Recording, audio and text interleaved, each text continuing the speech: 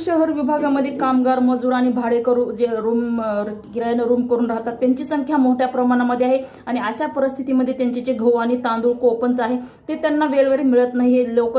महिनाभर चक्रा मारतात पण दुकान उघडलं जात नाही आणि ज्यावेळेस दुकान उघडलं जातं आणि ते त्यांना गहू आणि तांदूळ मागायला जातात त्यांचा निरोप येतो की कोटा हा संपला आहे. दुकान महिनाभर बंद असतं, वेळेवर या मजुराला गहू आणि तांदूळ दिला जात नाही, तर कोटा संपतो कसा आणि आल्याला राशन जातं कुठं? दिवसेंदिवस अन्नाचं भ्रष्टाचार ही चालूच आहे की जे तोंड बघून त्यांना गहू आणि तांदळाचे पोते